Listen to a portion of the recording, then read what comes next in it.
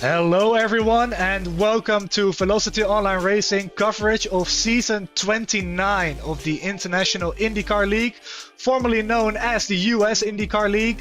But as you can hear, I am international. I am from the Netherlands and I am Julian Altena, providing you coverage of this week's season opener here from Pocono Raceway, which will kick off this long-standing league's campaign for another 13 weeks. Coverage will be provided for select rounds of the season this year by myself and my friend Jack James, who will join us hopefully from the next race onwards. Due to scheduling difficulties, he cannot be here today, but I will be here to provide everyone here with the action. Also controlling the cameras here, so double duty for myself, but hopefully things won't go too wrong. So, first race of the season. Traditionally, this league does open their season at Pocono Raceway. And as you can see from the track shots, this track is not necessarily a proper oval. This is very much a triangle. It is debatable whether it has 3 or 6 turns. So we've been joking around with everyone here that it is in fact a 6-turn racetrack, but nonetheless it's going to provide an interesting race, very similar to Indianapolis. After all, one of the corners is modeled after Indianapolis. So yeah, let's go for 76 laps or 190 miles here for the season opener of the International IndyCar League. So qualifying has completed. It is now time to bring up the starting grid for this first race. So on the pole it will be David Stritt, and alongside him is Roden Eeftink. Moving on to the next row, it will be Jason Lowe and Matthias Strauss, who is also new to the league, as well as Roden Eeftink. Dan Enge and Will Stearns, league regulars for this series, on row number 3. Moving on to row number 4, it is Pim van Gastel and Rick Lovison, who is also a regular of the series. David Zaleski and Matthias Marcomini complete the top 10 on the grid. Moving on to row 6 is Mauro Ramirez, or as we will refer to him as Mario Ramirez, and Chris Rice as well in the 12th position. And then coming up to the final 2 rows, it is Ryan Bowles and Howie Burrows, who has traded the production truck for a Dallara IR18 IndyCar on iRacing. Normally Howie does the Velocity Online Racing productions, unless it is anything else like this league, and in that case it is me. And we got Richard Kilbaugh and Brad Stanley on row 8, and I do believe that is the field. And in fact we have one more row, Danny Alt and Mike West.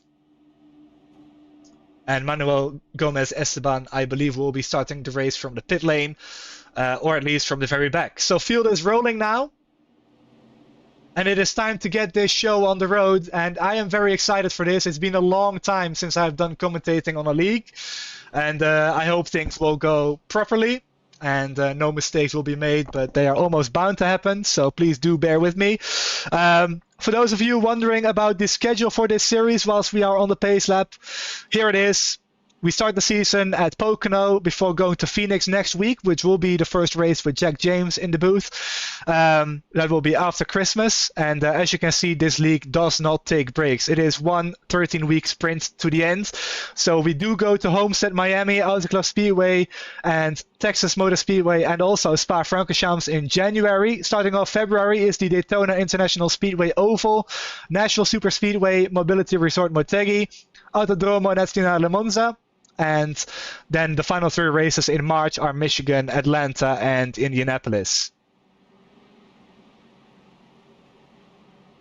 So here we go for 76 laps around Pocono Raceway, and that FPS is insane with this many cars. It will improve as the race goes on, but yeah, apparently the system not optimized for 18 cars at least. There will be a work in progress, but yeah.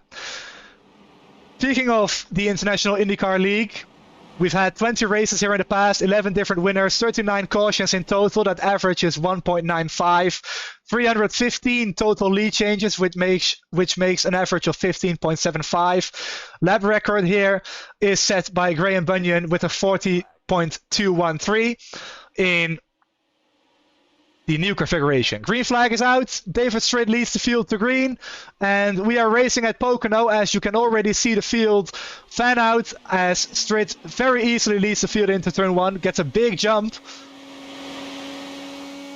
off the corner. And the race is well and truly underway. We've got some side-by-side racing in the background for third position. As now Jason Lowe looking to the inside of Strid for the lead. And I was spectating the Indianapolis round last week, and those two drivers very much trading the lead back and forth for the race win eventually. So expecting to see more or less the same. Watch that wall in turn 3 as Matthias Strauss almost hits it, and we have a yellow and black car to the inside. And that is not Howie Burrows, who is running a very colorful scheme. Looking through the field here, David Zaleski on the outside of Rick Lovison.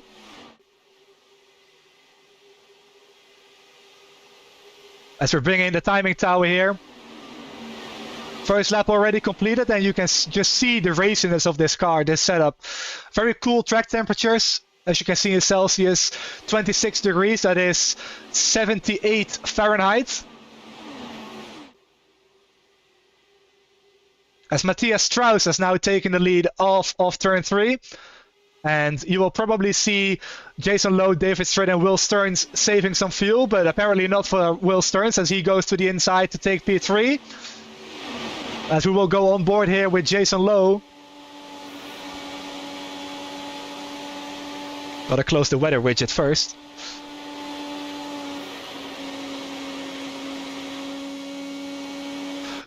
So for those of you who have not been familiar with the IR18 recently on iRacing, there is a new hybrid system. And this series is a fixed setup, which does limit the amount of regen and deploy that you can use. It is all locked in for everyone, so everyone has the same regen and deploy rates. The only difference is where and how you deploy and regen that energy for the supercapacitor battery in these cars. And it will provide some extra boost for overtaking. As Will Stearns now looking to the inside of Jason Lowe. Taking the spot away for P3. Looking further back, Ryan Bowles still battling with Rick Lovison for that 10th position. Giving each other loads of room. Still early days in this race. So no need to be overly aggressive just yet. And at the front of the field, Strauss and Stearns trading the lead. Back and forth like we saw Strid and Lowe do earlier in the race and also last week, which was off the air. Then Van Gastel also looking outside to make a move on Dan Enge, but not close enough to make a move. And Dan Enge probably using a bit of the hybrid to stay in front.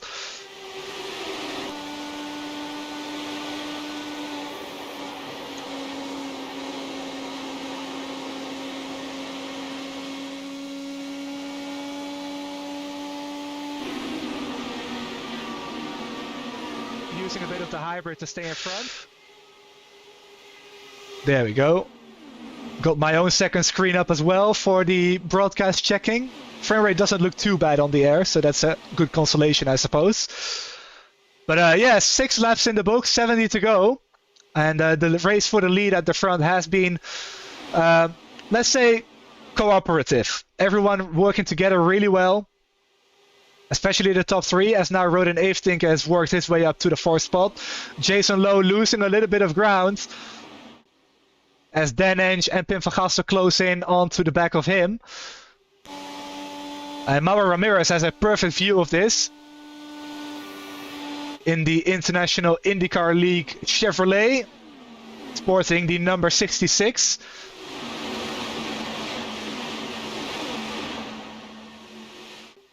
As now David Strid to the inside of Strauss, and those two running side by side. Eeftink as well running side by side with Stearns for a little bit, but deciding to tuck in line. And so do the front two. So everyone really close together at the moment. You could just see the multi-groove racing. Oh, Dan Enge almost runs into the back of Pim van Gastel. And everyone else has to check up like Zaleski, who almost runs into the back of Dan Enge as well. So big checkup in turn 3, but everyone survives. And Zaleski now gets a big run on Dan Enge. Can he do anything with it though? Dan Ensch feeling the need to go a little bit defensive, but not too much.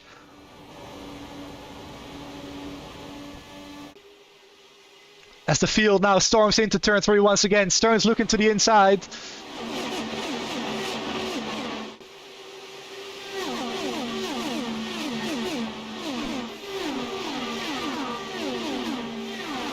You can see the battle in the back as well. Here we go. There's Brad Stanley mixing it up with Chris Rice, Manuel Gomez Esteban, and I believe that is Stanley, or did he just drop back? Not sure what's going on here in the back, but those 4 drivers have lost the draft to the front group, which is still led by Matthias Strauss. So far has led 5 laps, make that 6 as he crosses the line.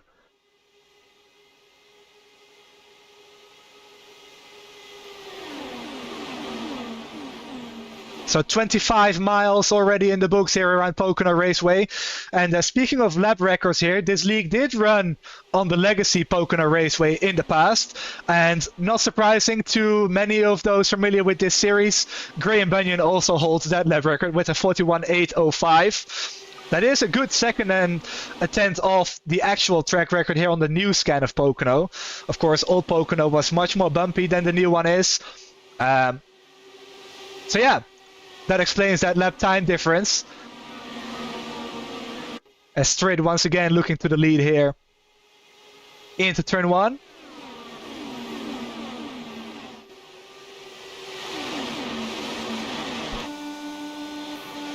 You can just see the runs they are getting off of turns 1 and 3. It's absolutely massive.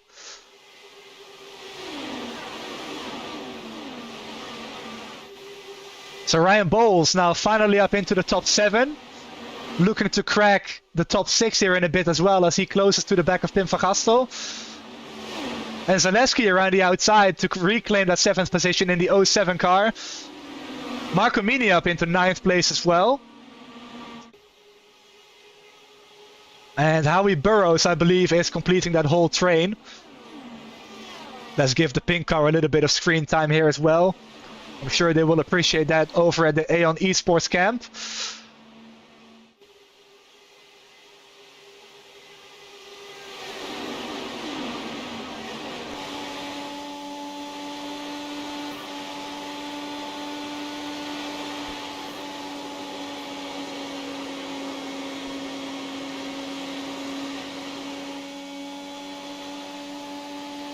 Zaleski clearly lifting off the throttle down the straight, and you will see this throughout the race, people wanting to save fuel.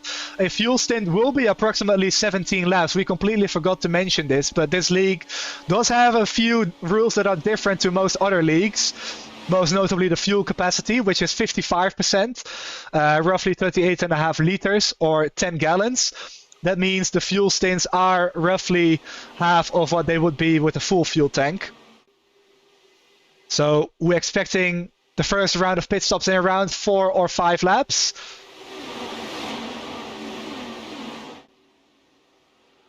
Oh, and we have a crash. Pim van Gastel and Ryan Bowles. Oh, and there's multiple cars involved, including Dan Ensch. And one car tumbling up in the air and one sliding into the pit lane. And that is the first yellow of the day. And Matthias Strauss at the point of caution does appear to have led that lap as well. So Matthias Strauss will bring the field to green in a couple of minutes. But that is the first yellow of the day, and we'll try to bring up a replay here as soon as possible.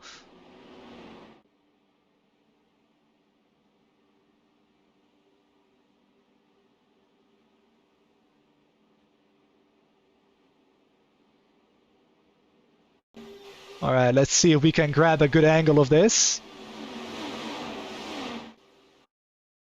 It's already happened here, so we have to go a little bit further back. So we'll do this on slow-mo here. That's Pim van Gastel just drifting up a little bit. That's Zaleski coming up on the outside. And I think Pim is going to slide up a little bit and make contact with Zaleski. And no, they are clear. So here is Bowles coming into the picture. So Pim is coming down to avoid running into Zaleski, and Ryan Bowles not expecting that quick change of direction and also the speed difference, just catching him out. And then there's Dan Inch, who is a bit of a victim in that circumstance. And there's another car who I cannot really identify. That is Danny Alt, sorry. And you can just see him fly across the screen into the pit lane. So multiple cars involved, including Pim van Gastel, Dan Inch, and Danny Alt, and also Richard Kelbo, I believe. No, Kelbo pitted on the lap before that. So Kelbo is good to go, I believe. But many takers for pit lane, including the leader at the time, Matthias Strauss, which will hand the lead over to Mike West, who I cannot find on the timing screen. There he is. Mike West letting a lapped car go. And that is Chris Rice, who is going to get a lap back. Chris, I believe, also involved in that wreck, so he will get one lap back. And Mike West, provided he doesn't pit, will restart the race as the race leader. And unlike the Global IndyCar Challenge and the VOR IndyCar Series, the green flag does not actually start the race. The leader decides when to go, and from there everyone reacts, and the green flag does mean passing is acceptable on any side of the track, I do believe. Certainly on the outside.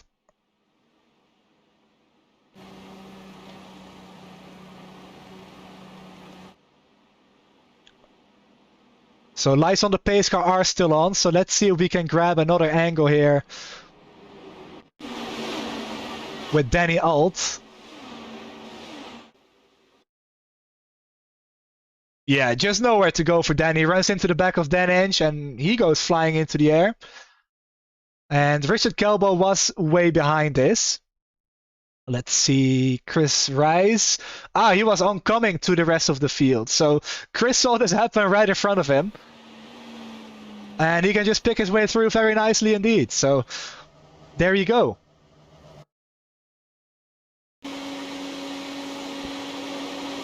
And yeah, exactly as I explained earlier, Ryan Bowles not really expecting the change of direction and speed difference with Pim van Gastel, and he really just has nowhere to go. I mean, at that point, you just have to go for it because you can see people in front of you wrecking. You just want to get by the wreck as soon as you can. So very unlucky indeed. But Mike West, with 1 to green, does come into the pits. So that will hand the lead back over to Matthias Strauss. So the running order, in fact, has not really changed that much at all.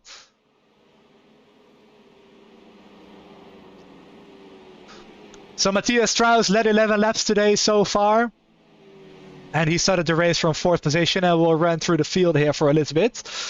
Will Stearns started 6th, up 4 to 2nd place. Very good run for him. David Stritt has lost 3 off the pole, but still in a good position to win this race later on. Jason Lowe also losing 2 positions. Roden Aftink losing 4. David Zaleski gaining 2, cracks the top 6. Matthias Marcomini started 10th, currently running 8th. And Mauro Ramirez also up 2. Howie Burrows up 4. And Rick Lovison completes the top 10, lost 3.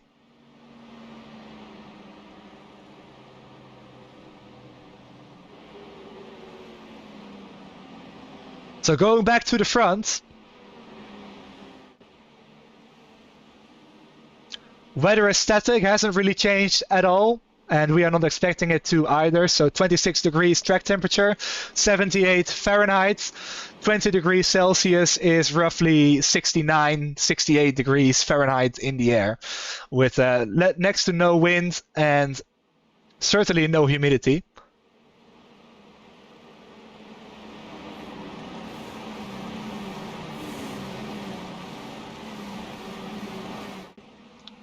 So lights on the pace car are out. The field lining up single file on the top side of the track. Matthias Strauss controls the restart. And we are off and back running at Pocono.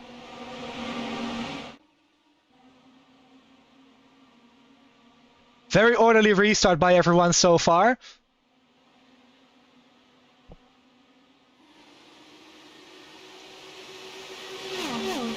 Very big amounts of room between everyone.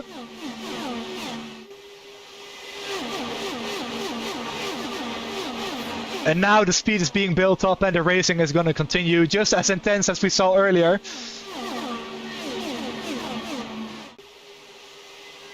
Stearns looking to the outside of Strauss for the lead. Looks like he will get the run off the corner here with the momentum. And there we go, we are 2 wide at the front. Bit of blinking going on for Stearns, but he gets back in the session as the 2 Hondas lead the way.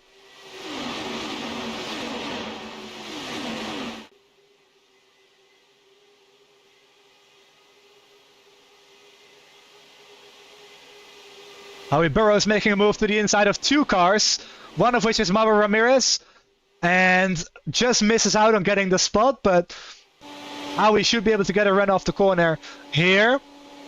Looking for the clean air, and on accident gets cut off a little bit. Ooh, a bit of a scrape along the wall, but I think no damage for Howie Burrows here in the number 970. As Ramirez now looking to the inside of Marco Mini. Not enough momentum off the corner to make the pass happen. As Stearns once again looking to the inside of Strauss. Avertink still in the top 5. Oh, slides up a little bit. Looking to get by Strid here, it seems. And there is Zaleski rolling the high side once again, and you will see this time and time again. Oh, cutting it really close with the wall. Just a brush, just a kiss. Gets away with it, does Rick Loveson. David Zaleski, sorry. Speaking of Loveson here in the back, gaining a spot on Ryan Bowles. Up into the top 10.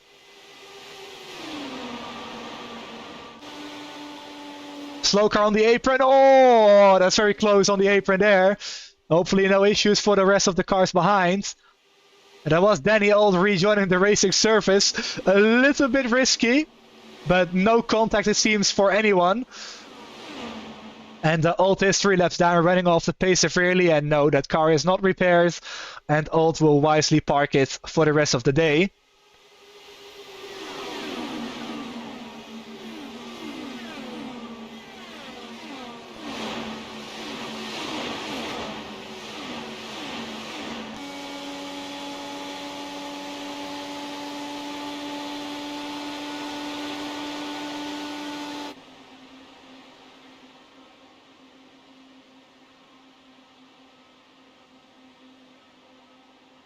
Back up front, Roden Avertink losing momentum to David Strait. He's going to lose another spot to David Zaleski.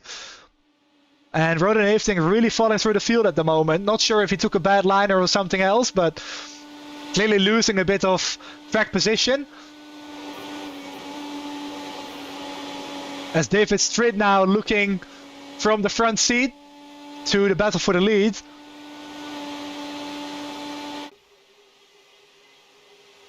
As Jason Lowe gets back into that 4th position. Of course, Strait starting from the pole with Jason Lowe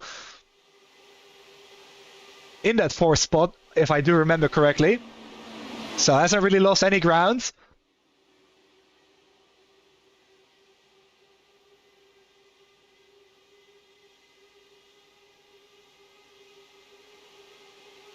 As we are closing in on completing 1/3 of the distance. And the racing at the front has been very similar to what it has been all race so far. Just back and forth, changing the lead between drivers, saving fuel a little bit if you're further back. And this will be very common all day long. And really, no laps matter until the final 10-11 laps. As long as you stay in the race.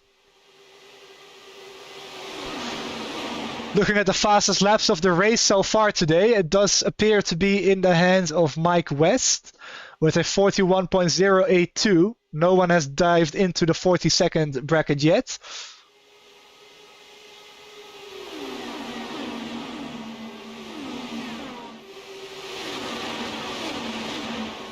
As David Strait now losing a couple of spots, deciding to save fuel, it appears. Didn't see him hit the wall. But maybe I was looking at too many other things on the screen that I completely missed it.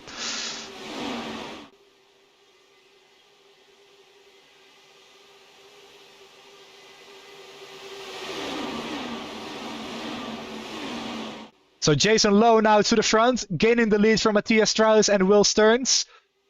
And Strauss immediately popping back out to retake that lead. Doesn't want to lose it, it seems. Or at least not risk falling into the back of this group. Because if everyone keeps running side by side like they are doing, it's going to be very hard for somebody like David Strait, Roden Evening to get by and get to the front. Evening though, rolling a nice amount of speed to get by Stearns. Oh, who gets a bit loose it seems off of turn 2.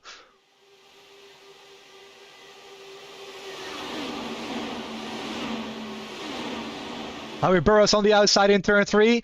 Racing Mauro Ramirez still for position. That is for the back few positions of the top 10.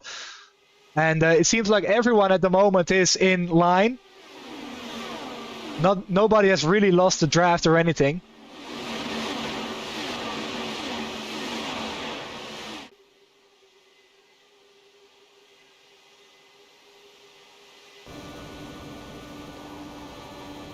Wow, look at the run David Strait is getting on the 3 people in front of him, 4 people in front of him. This setup is very grippy, very racy, and it is certainly shown with the way they're racing up front. The cool track temperatures certainly help as well, but the setup very much planted into the racetrack. I wouldn't quite say it's on rails, but it's getting pretty close to it. As we have less than 50 laps to go now. Very short races in this series. So it will go by in just about a heartbeat.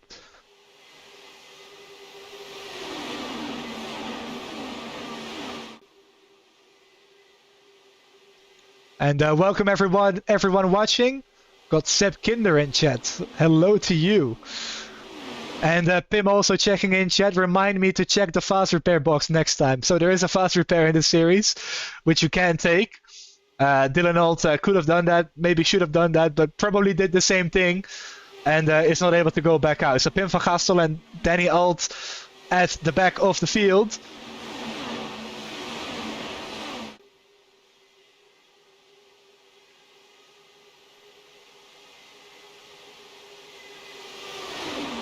And the racing up front is really picking up now. Roden Evening going for the top 3 spots now. Gets by Zaleski, gets by Strid. And oh, Jason Lowe moving himself up a little bit to protect the lead from the outside on Strauss. And it works so far. So Jason Lowe back to the front of the field. And this is only his 4th lap lead of the day as we go 4 wide into turn 1. That is Zaleski taking the lead for the first time today. There he is, 0 laps led officially yet, but that will change by the start-finish line, provided he does lead it at the line. David Strait back up into the 2nd position too.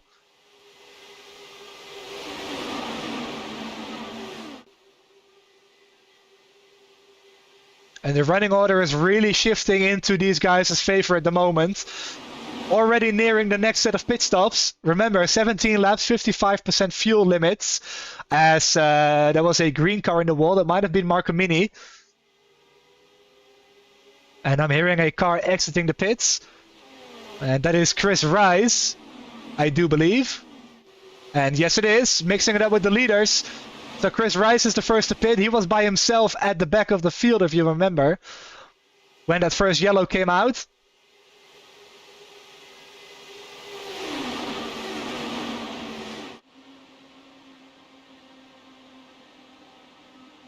So 47 laps to go here in the Pocono 190 for the International IndyCar League.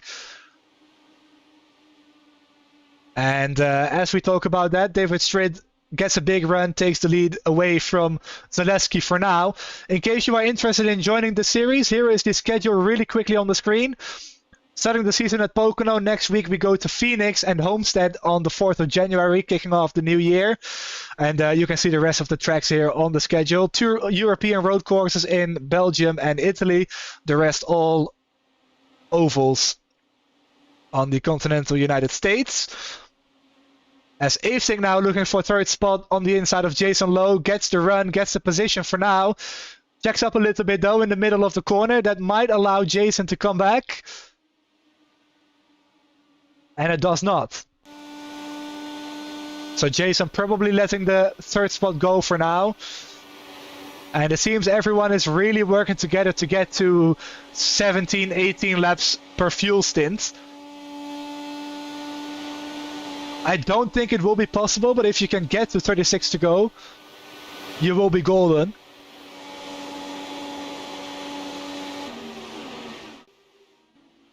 So Matthias Strauss, Will Stearns, and Mauro Ramirez, I believe, are the first people to blink. And another car in the background, that might be Mike West. A lot of similar cars here in the field. But Matthias Strauss gives up the lead lap track position for now. And Roden Avesink and Marco Mini stay out yet another lap. And that was Rick Loveson and Dan Enge, I apologize. Mike West and Mauro Ramirez are still running on the lead lap. So it will be interesting to see where those two leaders rejoin when they pit as well. So Zaleski, Ramirez, Bowles, Burrows all on pit lane, as well as Manuel Gomez. There they all are, and look at the amount of cars in the pit lane. So, of course, none of them were able to make it to 36 to go. Saving 8 laps of fuel is a bit of a hard ask, even I know that. Even though my brain is shutting off for commentating instead of driving, but still. So here come the rest of the leaders, Marco Mini and Avesink, and I believe Dan Enge is back on pit lane. Yes, it is. There might have been a penalty for Dan Enge. We'll quickly check that. Manuel Gomez Esteban had a black flag. And getting word that Richard Kelbo has crashed. What is this about then?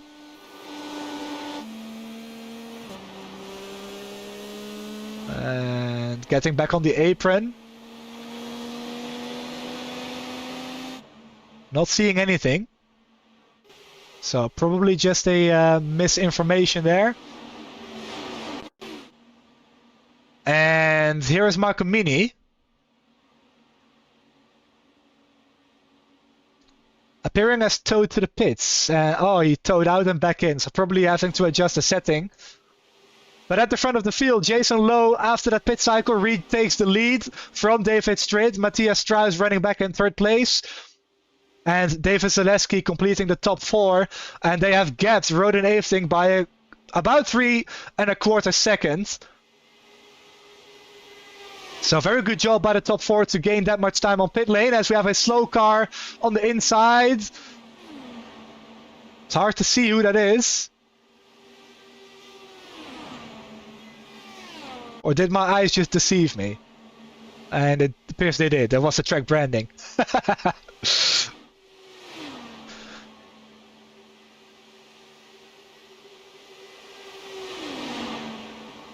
So 42 laps to go. Currently on lap 35 of 76. So approaching halfway in the race, and you can clearly see the two different packs of cars. And Roden Avesink and Will Stearns apparently working together now, closing the gap to the front 4, and they've already gained a 10.5 on the last lap. So doing a pretty good job. But of course, the two at the front are going to be doing the same thing. So now it's just going to be a matter of who does it best. And Howie is instructing me to ignore crashing cars on pit exit, because apparently that's an ATVO issue, I do assume. Otherwise, Howie wouldn't say those things. Howie, the general, knows a lot of things about ATVO. So I trust Howie's judgment. Rick Loveson at the back of this 3-car group in the back half of the field. And those 4 cars all scrambled up, so I don't think they are going to go anywhere.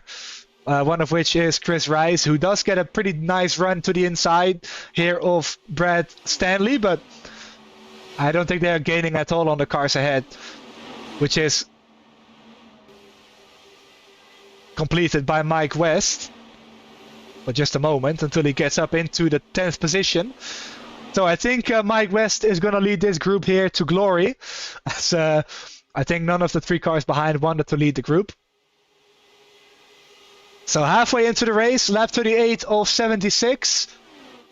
This race is flying by, only 1 caution so far. And the average is 1.95, so more or less 2 cautions a race. So halfway done, only 1 caution, half of that. So we may see another one, we might also not. Statistically speaking, there has always been another one though.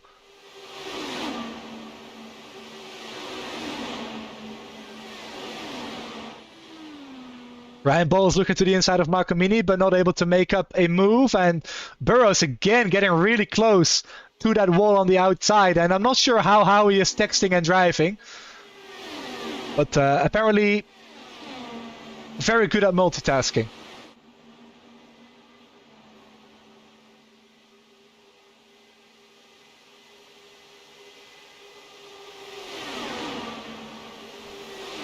And in the meantime, Howie is still typing while driving. It's based on car speed, so slow speed on exit means it thinks something is wrong, but there clearly isn't. So thank you for that heads up, Howie. Now put your head down and get a top 10 for me. David straight back to the inside of Strauss, and it's going to be more or less the same story for the rest of the day. Between those two at least.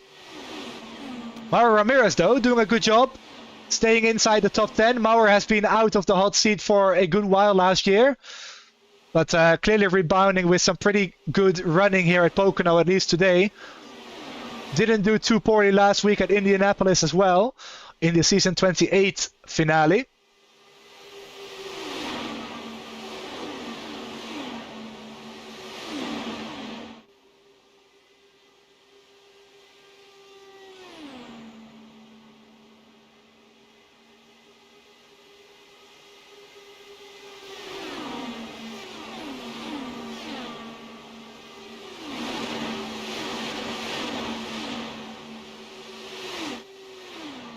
So Will Stearns and Roden Avertink have done a great job over the past 5, 6, 7 laps. And have really caught the top 4. And the gap is now only half a second. So great job by those 2 drivers. Marco Mini tagging along as well as Ryan Bowles and Mauro Ramirez. And from there, it's Mike West at the moment who gets by Howie Burrows for the 10th position. And you can see them racing in the background. So the top 9 positions all back in line now with one group of cars. And we are only a handful of laps away from yet another round of green flag pit stops. As Avertink now making moves on Jason Lowe, who drops to the back end of this group. And let's take a quick listen on board with Jason Lowe to see if he's listening, to listen if he is saving fuel. Oh, that's a bit too high, Jason. Gets into the wall, losing 2 spots. A little too enthusiastic on riding the high line. And that is going to be really costly for one of the championship contenders last season. I do believe the championship was won by Strid. I might need to be corrected on that, but yeah, Jason Lowe just running too high, ironically. So not doing his name any favors there. Contradicting his name. But yeah, still running in the top 10, so not too bad. As now Marco Mini and Ramirez are on the move.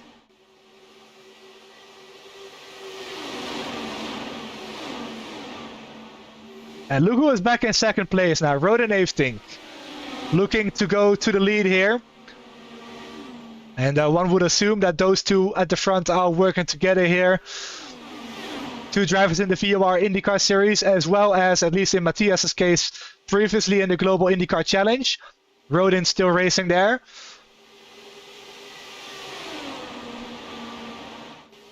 But Avertink has led his first lap today. Matthias has led a few more than that, leading 24 of those. Zaleski looking to the outside of Strid, and they make contact. And we can't see the rest, but there was definitely contact. Oh, and Jason Lowe also involved. And somehow David Strid is still running. All right, let's get a quick replay from this, if we can. Timing screen all over the place. Oh, and Jason Lowe, I don't think had anywhere to go. Let's go on board here with Jason first.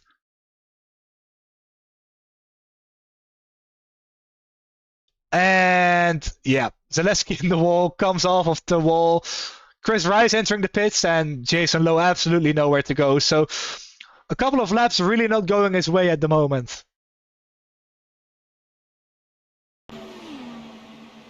As Strid is definitely losing a lot of speed in the car too.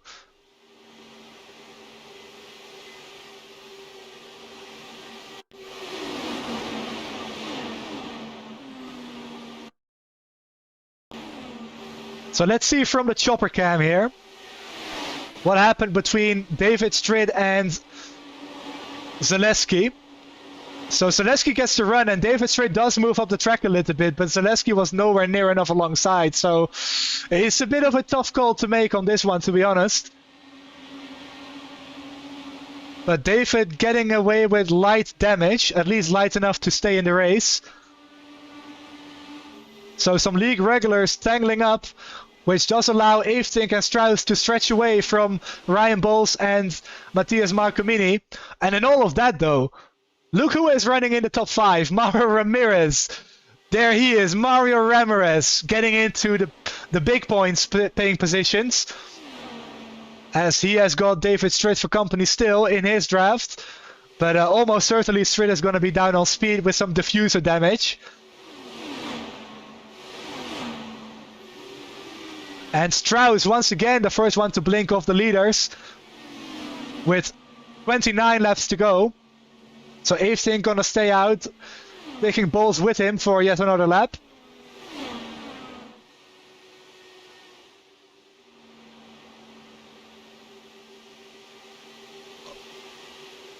So Strid and Ramirez working together still, so there does seem to be enough speed in the car for Strid to do this. Otherwise he wouldn't. David, very experienced with the car, racing in this league for many years, not even seasons, just years in general. And so has Ramirez, so those two know each other pretty much inside out. And please don't take that the wrong way, if your brain is wired like mine is. But yeah, Stearns rejoins the racetrack just behind Strauss, so those two now still working together. Or at least will be working together. As Avertink once again stays out. And Avertink, I believe, is trying to make the final few stints as short as possible. Because remember, 17 lap fuel stints is what we are expecting to see. So that will be 34 laps to make it to the end, which those guys can. And Avertink gonna peel off into the pits. Oh, almost contact between Avertink and Bowles. But they managed to make it through without anything happening to them. And Ramirez follows suit as well in the 3rd position. So let's see if and how far Matthias Strauss is going to retake the lead.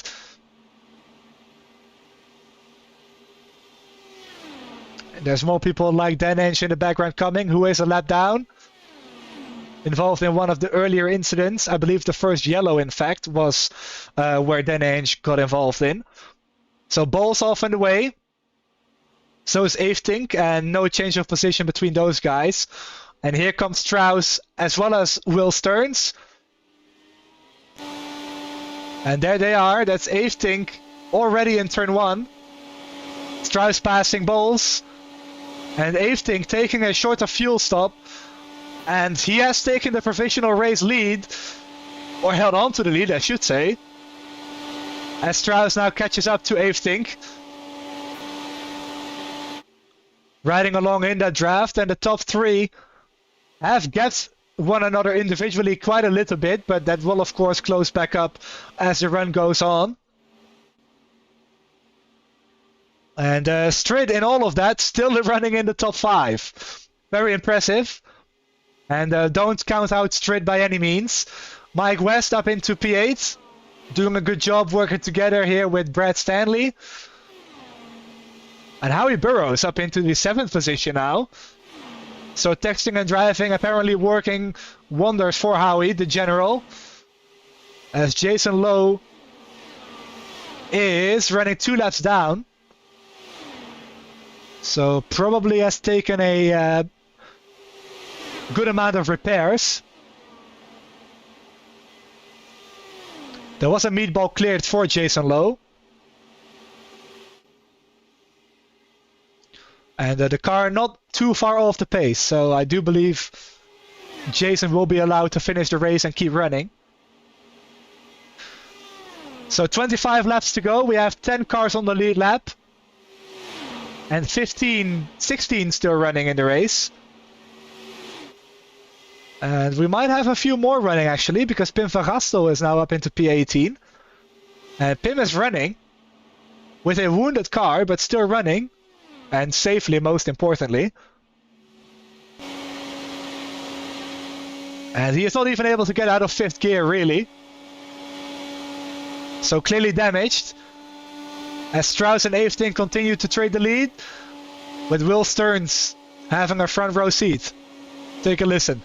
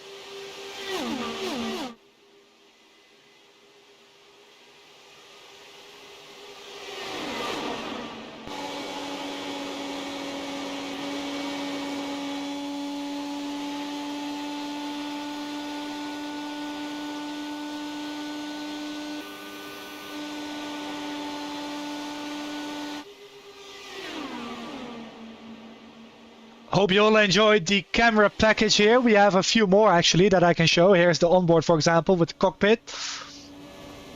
Another one here from the cockpit. You saw this one. You may have seen this one earlier in the race. And so have you seen this one earlier in the race. Just wanted to show those off. Apparently the guy who made those is pretty cool. Anyways, Roden, Averting and Strauss continuing to swap the lead. Let's check in how many laps they have led so far today. As Will Stearns has led 6. Roden Averting has led 9. And Matthias Strauss going on to lead the most laps of the day so far. Can he win his inaugural start here in the International IndyCar League, formerly known as the US IndyCar League, or even the International Open Wheel League back in the dark year of 2023. David Stritt, though, still tagging along as well, running in 4th position. 3 laps led today.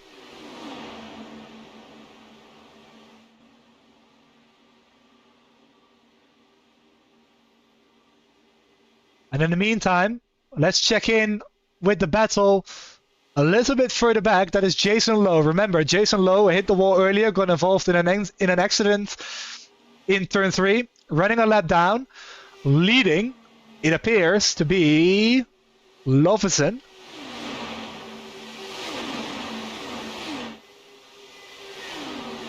And it is Mauro Ramirez. I keep getting those two cars confused.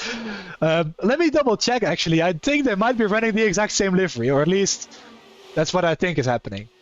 They are not, but it's similar enough. You can't blame me. Come on, guys.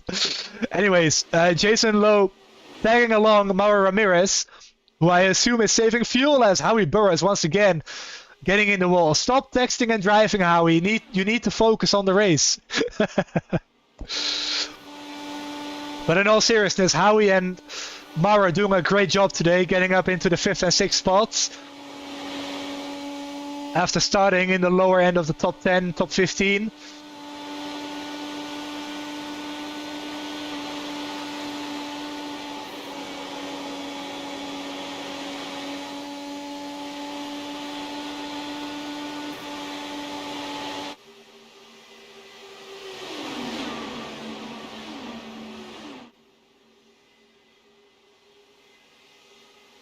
Here comes Zaleski, also multiple laps down, mixing it up with Howie.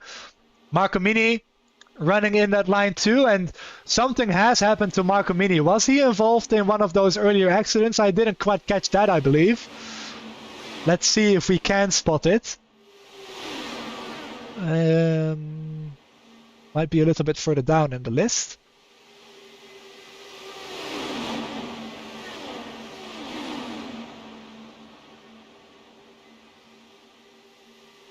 Ah, yes, it was the towing that Marco Mini did earlier. Maybe Marco Mini was out of fuel and missed the stall, but he is up in the air, so I'm not sure what happened here. Very strange.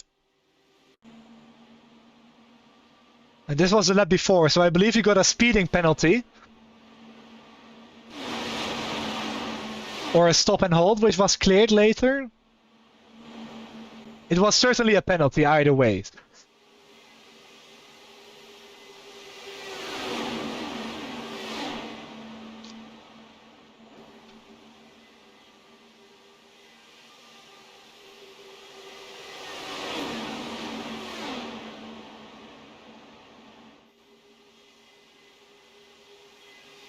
So 15 to go. Matthias Strauss continues to lead Rodin Eeftink. And David Strid now back into the podium positions. And they have dropped Will Stearns, but Stearns is in the pits, so that explains a lot. So Will Stearns the first to blink for the final round of pit stops. As Stearns is off and away.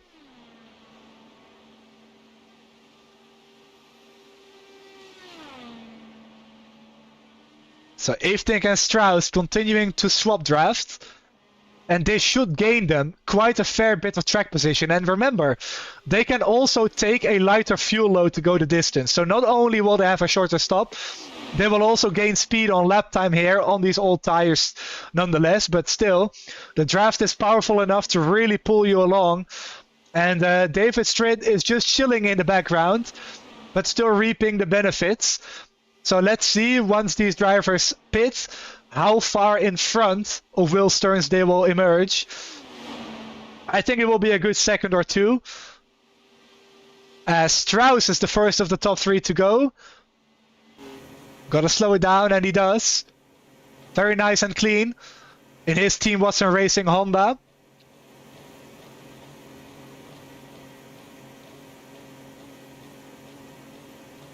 So let's see what Strauss's pit stop is gonna be.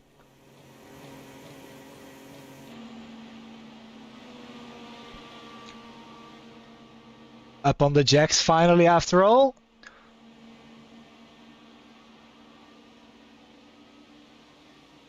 And off and away with a small fill to go the distance. 13 laps to go.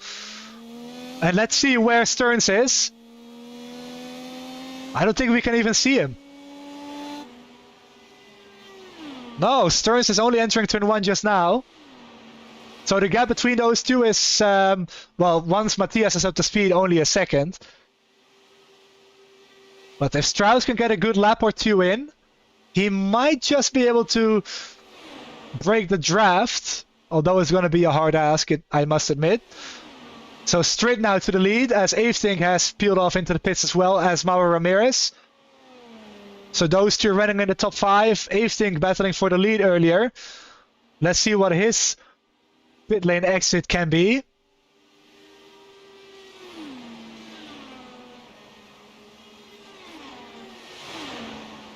So Roden was in the box for 34.7. That's 3/10 quicker than Strauss. Oh, and we have a car off the wall. That was Stearns. Manages to save it.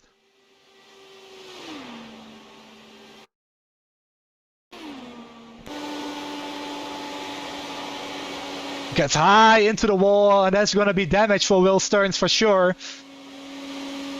Picks up some marbles to boot, but that's going to cost him quite a bit of top speed, I think.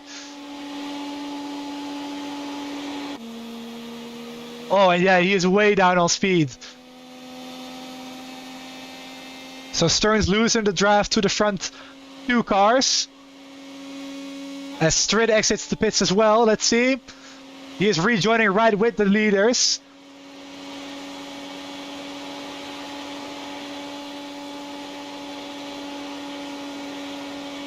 And Strid actually takes the lead off pit out. I wasn't expecting Strid to do that, but Strid, like I said, plenty of experience in this series. He has been racing here for many, many years.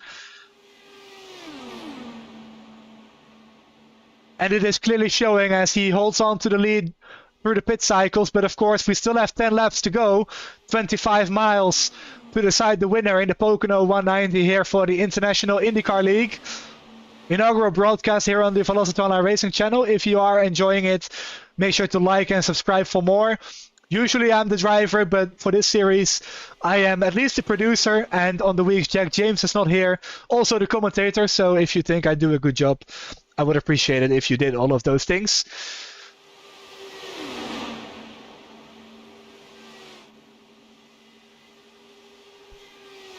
So Roden Eefsink now to the lead in turn 3. And I would imagine Strauss is going to make a move rather quickly as well, but not as Strid does it first to retake the lead. Meanwhile, battle for P8 and P9 as well further back between Stanley and Lovison. Those two still battling it out.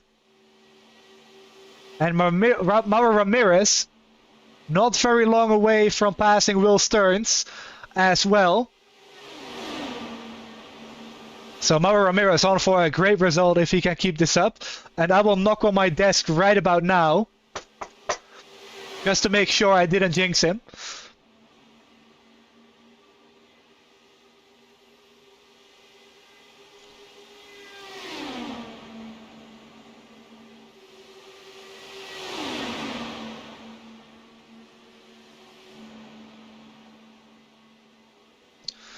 Let's check in with the fastest lap again. So multiple drivers have gone into the 40-second bracket. David Strid at the moment has the fastest lap with a 40.822, which is only a hair off the lap record by Graham Bunyan. About a 10th and 200ths. So one big run, and I think the lap record is going to get beaten today. As we go 3 wide into turn 1 now. David straight to the lead, Eefsink to second, Strauss to third.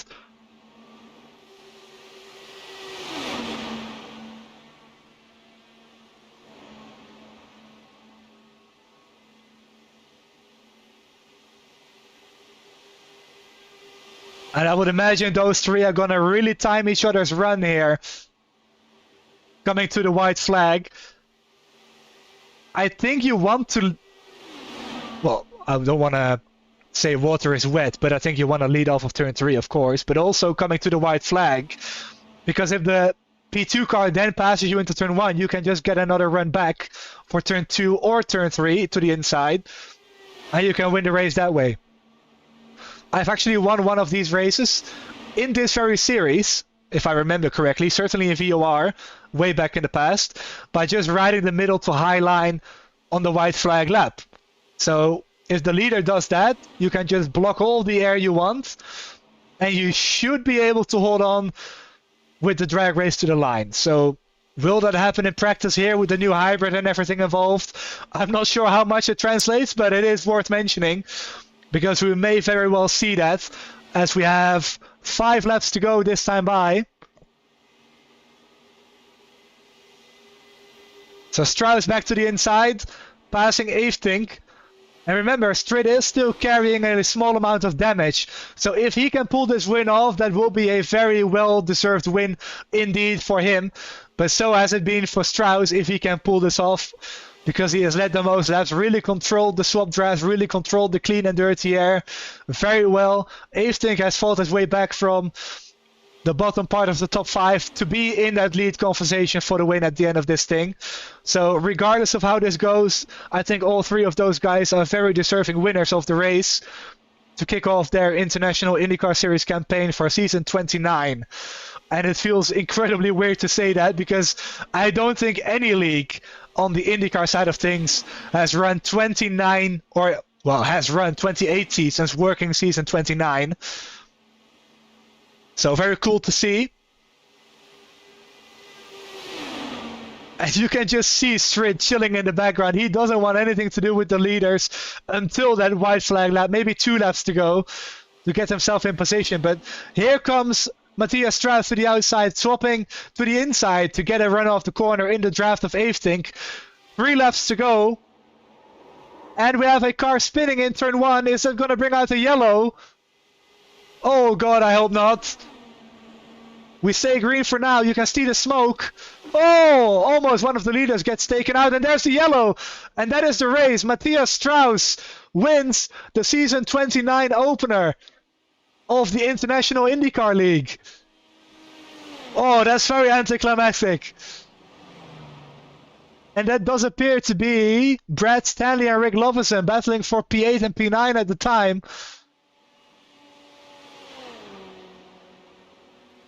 Oh, that's a real shame. So we'll queue up the replays here in just a second, but 2 laps to go for Matthias Strauss.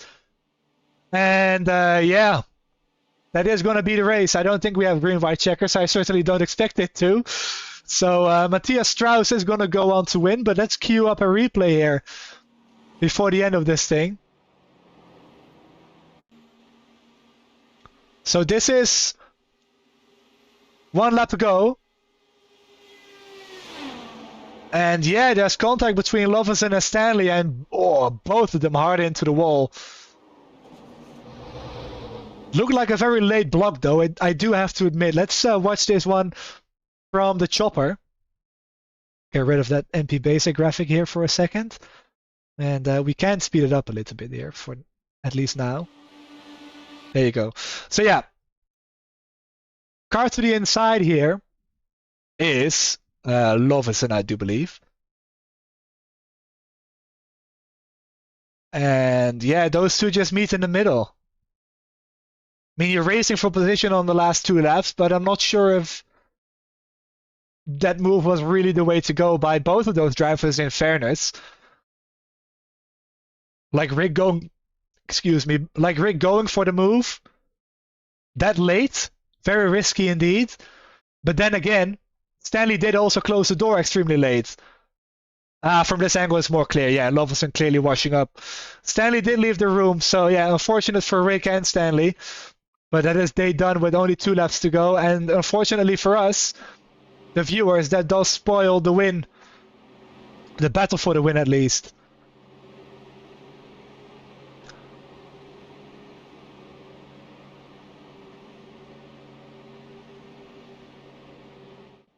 Yeah, white flag is out.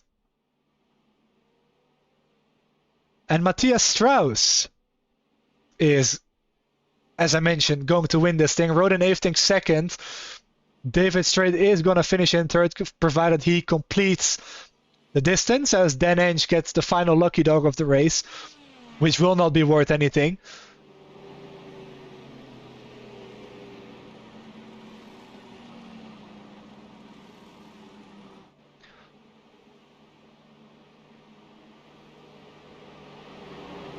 So Matthias Strauss leads the most laps.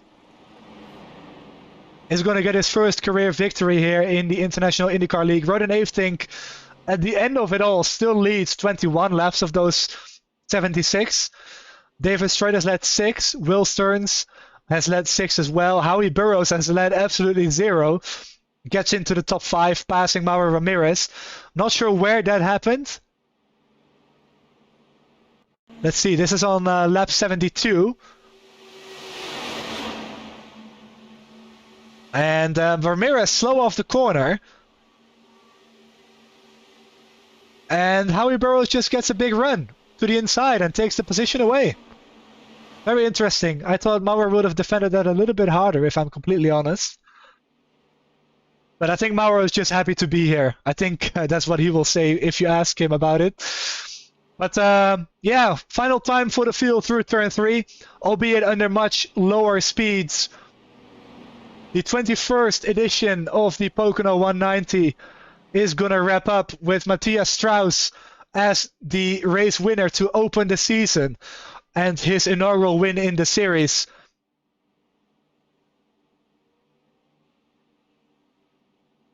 And there you go. Matthias Strauss now officially your winner as the checkered is out.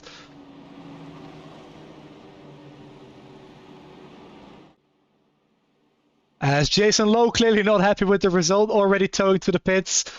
And I think David Stritt is not going to be too pleased with the result too. Of course, picked up some damage with one of those incidents in turn 3. And didn't really get the chance to fight for the win after all. He was in the mix, impressively enough. But yeah, the yellow with 3 to go really spoiled the party for everyone involved here.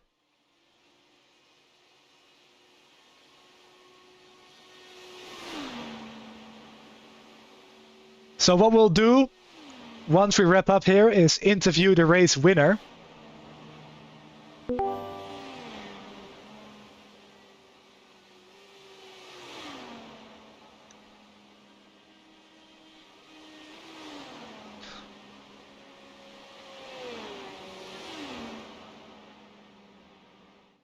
So great job by everyone today on a very clean race. We did hit the average number of cautions, which is pretty much 2.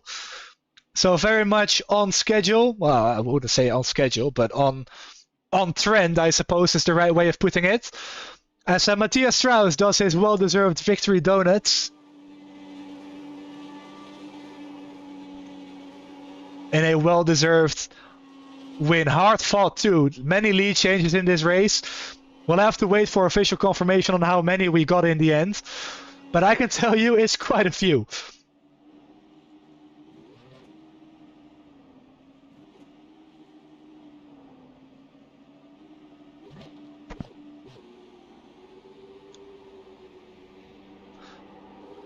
So let's take a look at your race results for the Pocono 190 here around the new Pocono Raceway.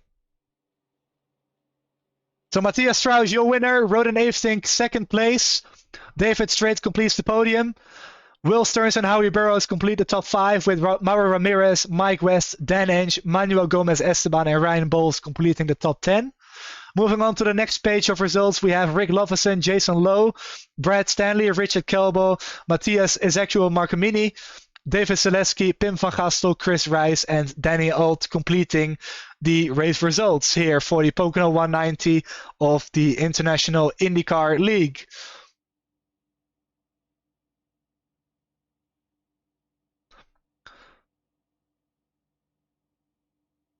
So let's queue up a few replays here.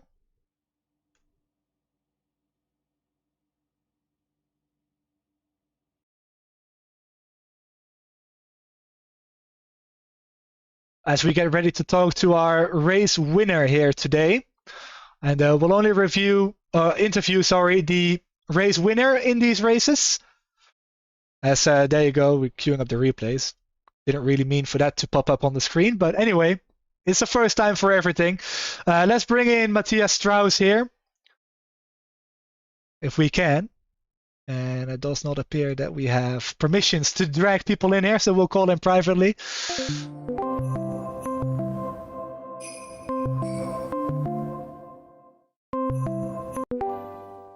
Hello, Matthias. We didn't have permission to drag you up into the commentators channel, but congratulations on your inaugural win here in the US, I say US IndyCar League, International IndyCar League here. Tell us about your battle for the win and with Roden, and also what your thoughts were when the yellow came out. Yeah, I mean, the race itself was pretty simple. I just wanted to be in the top 5 to avoid any of the possible carnage that happens further down in a race like this. So I was just happy to swap with road and street, Stearns, and yeah, whoever I else swapped the lead with. So yeah, it was trying to avoid any being and wrecks, honestly. And yeah, when the yellow came, it was a coin toss between me, Rodin, and Street there in the end when the yellow was gonna come and who was in the lead. So this time I got lucky. Maybe next time Rodin and get his luck back. So Yeah, I also have a question. You were running behind the crash. Did you see in the distance the smoke and think I have to get the lead now in case of a yellow, or did you not see it from that far? No, I didn't see anything because it happened so deep into turn one. It was so hard to see if there was any cars left, or because there was still smoke when we get there, and we thought the cars would have already told, because it was a while that it was a long time before the yellow was thrown, and it was like, okay, this is where we usually swap, so hopefully it stays greens, but this time it didn't. Well, you certainly got the right side of the coin there then, on that lap when the yellow came out. One thing that this does result in, though, with the league rules, which is very much entertainment aimed, you will have to start your next race from the back of the field at Phoenix. Your thoughts on that as you get ready to tackle the 1 mile oval there? I mean, it's going to be interesting 100%, and I have plenty of time to move up the field since it's 190 laps, so can I take one lap at a time and see where my pace ends. Yeah, and another question about Phoenix really quickly. Of course, you ran there not that long ago, but Phoenix is known for being a track which promotes close racing with the right aerodynamic package. We're expecting double plane wings for Phoenix with close racing there as well. How have you experienced the netcode updates to iRacing? Because I did see there were some changes made in the patch notes. Have you experienced anything different or not at all? Not quite. I mean, me and Stearns ran really close to each other. I think we were 3 wide into turn 1, and I was expecting some kind of netcode, but sometimes iRacing listens to the drivers, and the netcoding is on the right side and don't impacting the races. Well, that's good to know that you can race close. I'm sure that will help you out at Phoenix here next week. Before I let you go, feel free to thank any sponsors or people. As always, you know the drill. Yeah, obviously, Team Watson Racing. Well, I can't really thank my teammates since I don't have anyone, but it's Team Watson Racing, James Watson for taking me on board, and all of our sponsors. So thank you, boys. Awesome. See you next week at Phoenix, Matthias. Yep, thank you. And congratulations too. All right, that's going to wrap it up for the International IndyCar League Season 29 opener. For you, a reminder, the next race will be at Phoenix Raceway next week after Christmas. So before I do forget, which is totally something I will do, I want to wish everyone a Merry Christmas. And hopefully we see you all next week here for the race. As I mentioned, Phoenix is up next, a very tight and twisty 1 mile oval. You can make good racing happen there. We've seen it in the past. We've seen it more recently with the aerodynamic updates to the car with the double plane wings, which we do expect to see here in this series as well. So join me and Jack James next week for the Phoenix 190 around Phoenix Raceway for round 2 of the International IndyCar League. So I want to thank everyone, including Jason Lowe, the league organizers, and everyone else involved behind the scenes for letting me do this. And you all, the viewers, I'm sure you guys will have something to say about the quality of the broadcast, if I did a good job or not. If I did a bad job, do please tell me what to improve, because it was very difficult to do this by yourself and not having done this for many months. So please do give me some feedback if you can and if you want to. if you even care enough. And if not, then I'm sure I did decent enough. So thanks once again, and we'll see you all next week for the Phoenix 190 from Phoenix Raceway. Thank you guys, and Merry Christmas.